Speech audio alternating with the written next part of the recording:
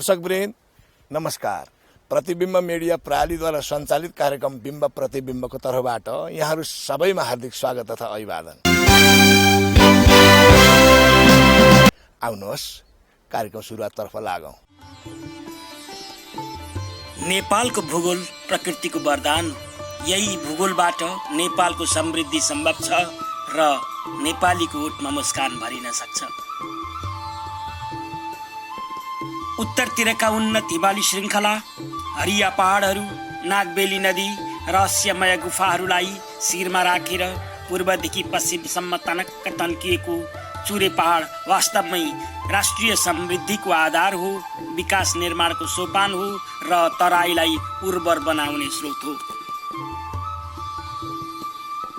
कतै महाभारत पर्वतसँग टाँसिएर त कतै अलग्गिएर रहेको चुरे क्षेत्र बनोटका हिसाबले जति कमजोर छ, पारिस्थितिक प्रणाली संरक्षणका हिसाबले त्यति नै महत्त्वपूर्ण छ।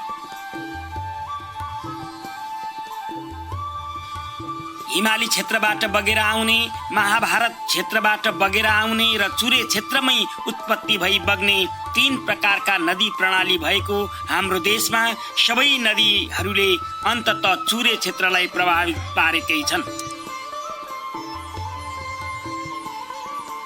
विगतका वर्षहरूदेखि नेपाल सरकारले राष्ट्रको सर्वोच्च निकायसँग जोडेर राष्ट्रपति चुरे तराई मधेस संरक्षण विकास समितिका नामबाट चुरे संरक्षणको कार्य गर्दै आएको छ। यो परियोजनामा हालसम्म अरबौं खर्च भइसकेको तर समस्या ज्यूका त्यों रहेको जानकारहरू बताउँछन्। जुन कार्यक्रम आयो अब त्यसलाई सरकारले अहिले हटाउन सक्ने अवस्था पनि देखिन्न र गरेको पनि कहीँ देखिँदैन। अब अरबौं पैसा छुटिएको छ। हेर्नुहोस्, जनता बेखबर छन्। जनताले चुरिया भन्ने सुनेका छन्। त्यो प्रत्येक नेपाली जनताको रगत पसिना छ त्यो पैसामा। तर त्यो पैसाको आएराम गएराम एउटा बोर्ड यसो टाँसिन्छ, अब त्यति हो, त्यहाँभन्दा अर्को त्यहाँ देखिन्न। हामीले भनेको चाहिँ जनसहभागितामा आधारित चुरिया हुनु पर्यो। क्रसर उद्योगहरू दिया छ, ढुङ्गा उठाउने दिया छ। अब तपाईँ एकातिर थुनिँदैछ, अर्कातिर भत्काइँदैछ।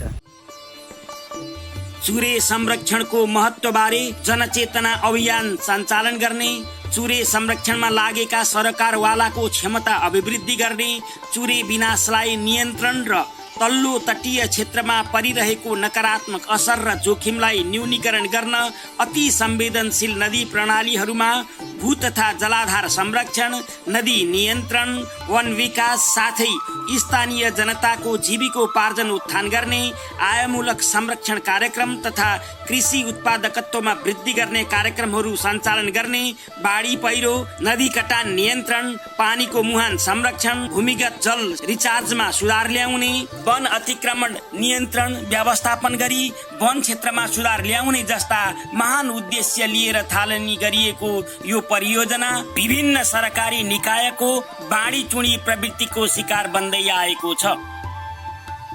यदि पक्कै चुरे संरक्षण गर्ने हो भने नि यसको सम्पूर्ण संरचना चेन्ज हुनु पर्यो क्या। साधन सहित सम्पन्न सहित स्थानीय निकायलाई, यदि स्थानीय सरकार हो भने उसको ठाउँमा काम गराउने, अनि संघीय सरकार आउने को त उसलाई बजेट हस्तान्तरण गर्ने, सबै प्रविधि हस्तान्तरण गर्नु पर्यो नि त।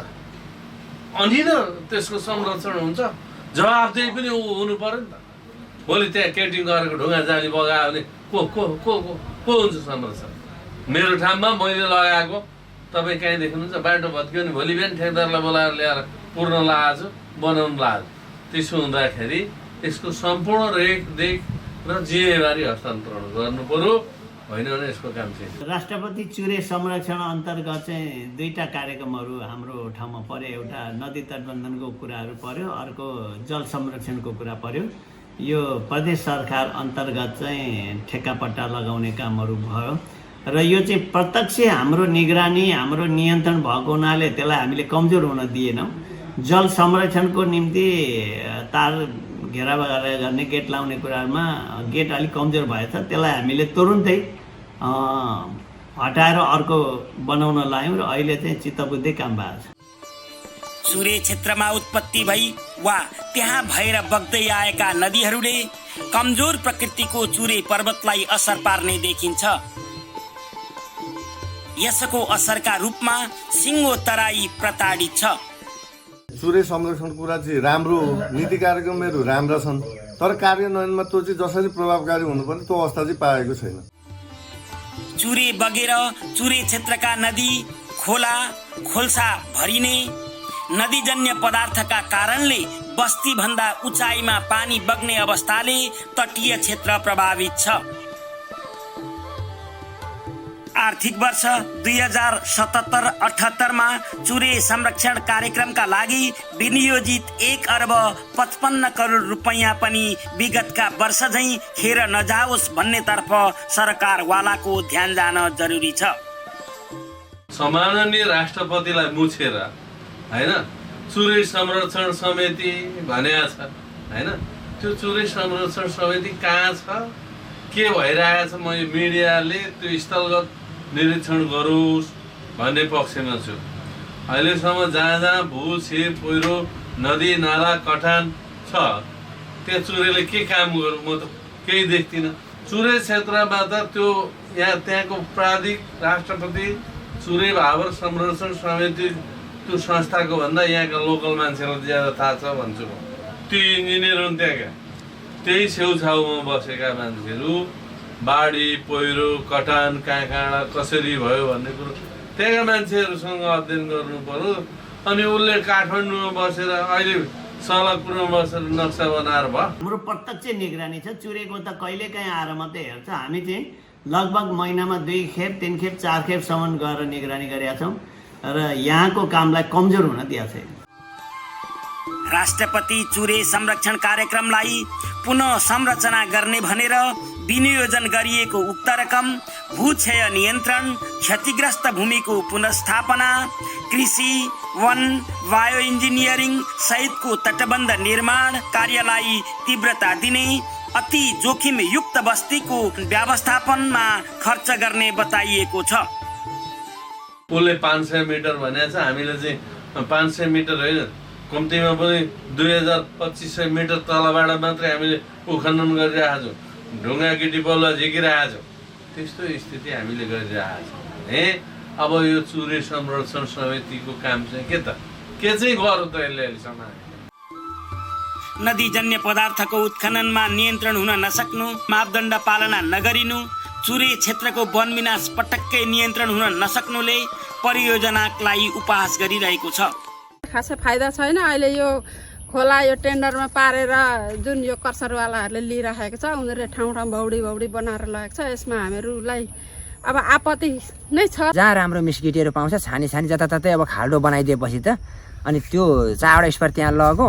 अहिले पनि त्यो लास्टको स्पर तान्न लागेको छ सर। त्यहाँ